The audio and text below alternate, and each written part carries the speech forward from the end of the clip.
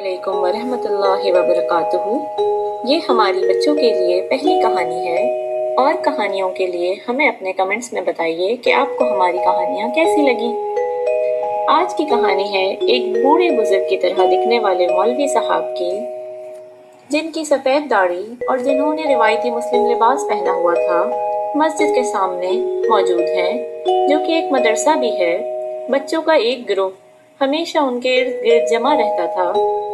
مولوی صاحب سے نئی نئی کہانیاں سننے کے لیے اور جاننے کے لیے وہ بچے ہمیشہ ان کے ارد گرد منڈلاتے رہتے تھے۔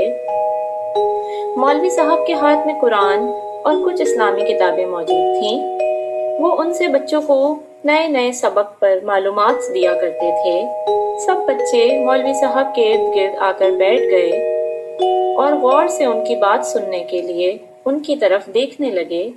مولوی صاحب نے ایمانداری کی اہمیت بتانا شروع کی۔ مولوی صاحب بالکل سنجیدہ تھے اور بچے بھی غور سے سن رہے تھے۔ مولوی صاحب نے کہا، زندگی میں سچائی اور ایمانداری سب سے اہم ہے۔ انہوں نے ایک مثال دے کر بچوں کو سمجھایا کہ ایک دفعہ ایک چھوٹا بچہ جس نے اپنے والد سے 1 روپیہ ادھار لیا اور وہ ان سے پیسے لے کر کھیلنے چلا گیا۔ جب وہ لوٹا، اس کے والد نے پیسے مانگے تو لڑکے نے سچائی سے کہا کہ پیارے ابو جان، مجھ سے وہ پیسے کھو گئے ہیں۔ ابو نے اس کے سر پر بوسہ دیا اور کہا کہ مجھے خوشی ہے کہ تم نے مجھ سے سچ کہا، میں تمہیں دوبارہ دے دوں گا بیٹا۔ اس پر وہ بچہ خوش ہو گیا۔ مولوی صاحب نے اس چھوٹی سی مثال سے بچوں کو سمجھایا کہ پیارے بچوں، چاہے 1 روپیہ ہی کیوں نہ ہو، سچائی اور ایمانداری ہمیشہ انسان کو بہترین کی طرف لے کر جاتی ہے۔